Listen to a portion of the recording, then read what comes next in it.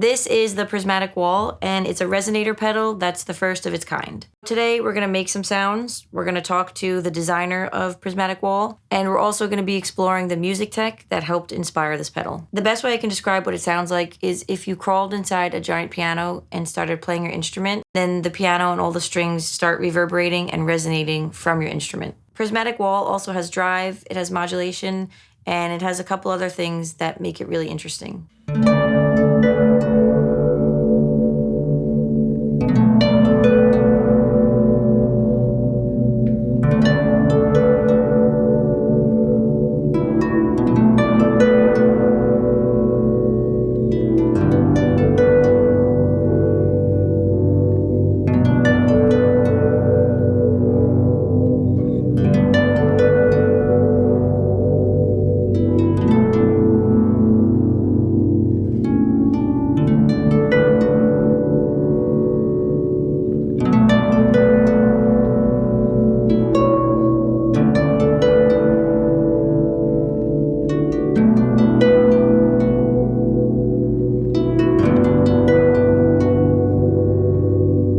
You can choose between two modulation waveforms. You can choose a sine waveform, or you can choose like a more warbly waveform.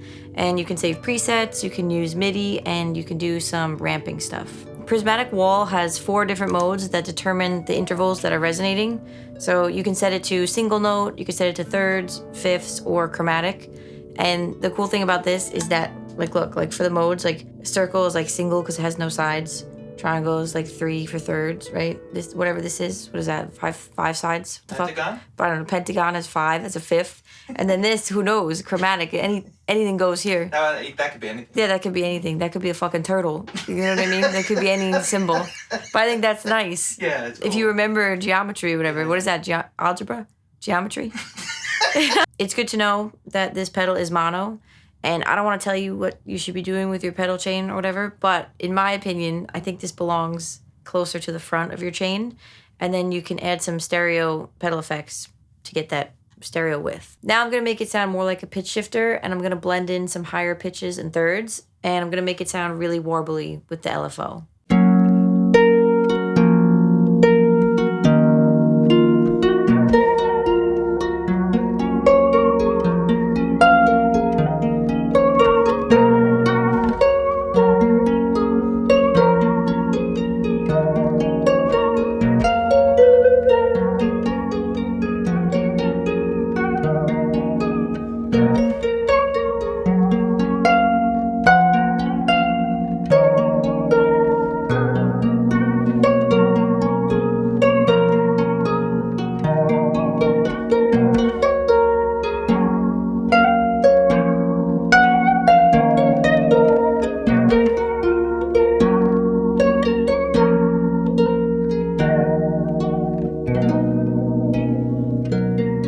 Hey, so my name is John Snyder, and I've been building pedals under the Electronic Audio Experiments moniker since about 2015. First record I ever made, I was exposed to the studio trick that turned into what became the Prismatic Wall. My friend Mike, who was running the studio called The Office Recording, rest in peace, the studio, not Mike, he's still alive. Oh my God, I was going to say, oh, sorry. Should have said that first. When we were tracking drums, he opened up this grand piano that was in the live room. And the live room was this barn that was very live sounding. He put a condenser mic just right in the piano, and he put a cinder block on the sustain pedal. When the drummer was playing and just hitting really hard, it would excite the strings in the piano. And that lodged itself so deep within my brain. For years, I was like, how do I get that sound? I was trying these different approaches to sound design. And then I learned about this thing called physical modeling synthesis. And it's literally just making physical models of objects that can produce sound, like strings and pipes and anything you can think of. The simplest physical model of a vibrating object is called a carpless strong resonator. And it's basically a delay line fed back on itself. You know, when a delay feeds back, you get a pitch out of it, right? That pitch is based on the delay time. And if you filter that delay before feeding it back, you can change the timbre and the decay of that string. And so that's the core of it. And then there's a lot of nuances in how do you tune them? How do you make them sound right? How do you make them not blow up when they're resonating too hard? And then you can take all those strings and you can put them in an array, and you can make chords or intervals or all sorts of cool harmonic structures. And that was what Prismatic Wall was trying to do. I love how it just came about organically. You're I want to recreate that sound. How do I do that? I didn't even know what questions to ask. Like I had to dig so deep in order to get into the core of what could be like usable sort of techniques to make this. So wild. The thing that helped inspire Prismatic Wall is called an exciter, and it's something that turns a piano or another object into this big reverb chamber. So I visited my boy Jesse from 29 Pedals to try out the exciter on my harp, and I just wanted to see what it does. Just a heads up, we did use camera audio for this, so it's not like super high quality, but you get the idea. It's called an exciter. It's a little bit of technology that's essentially a speaker without a cone. So it's a transducer, physical transducer. You attach this thing to a surface. The properties of the surface, become the properties of your speaker. If you do it on a thin sheet of metal, like a plate reverb, and then put contact mics on the end, like you have reverb. Yeah. But in something like a piano that's not designed to add extra sustain, but maybe just a little bit, you just get this kind of woody, natural kind of tone. Let's see if this is any good. It's so trippy because you hear the harp coming from the piano. Yeah. And so if you can reach your foot to put the sustain pedal down. That sounds so good. Yeah. You can turn your piano into an amp. That's Yeah. But you get such a different texture out of it because it's a piece of wood instead of a piece of paper. Yeah.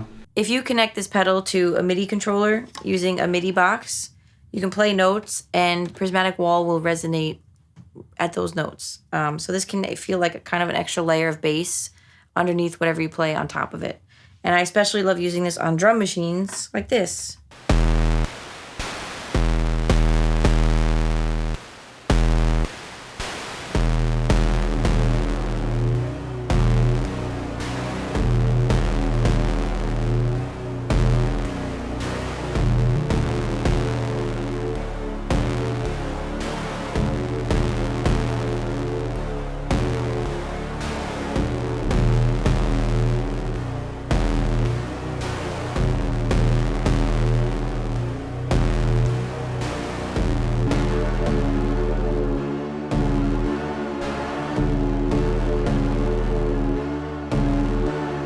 And this is something that sounds really cool on harp.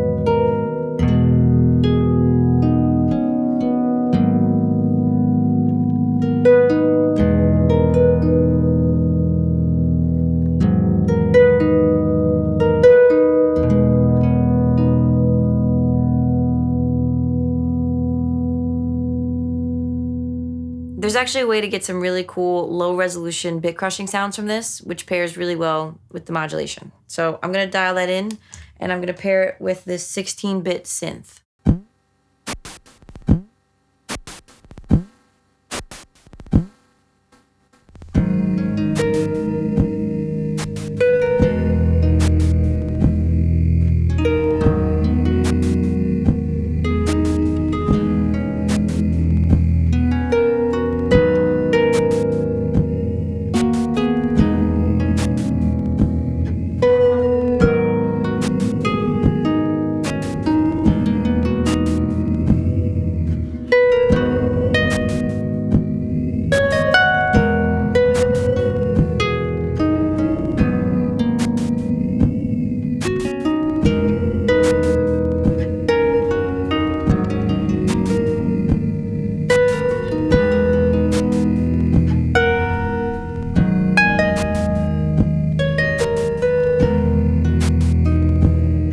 last thing we're going to talk about is this aux switch over here. And you can use it to change between presets, or you can use it to morph. And what morphin is that I just can't. It's morphin time. Watch out, I'm morphing here. I can't do it. So what morph is it lets you move between two different settings, and you can control the speed of the morph using secondary functions on the knobs. I think that's pretty clear, right? I'm morphing here. Watch out, I'm morphing here. I'm sorry. I'm trying to be serious. All I can think about is morphin.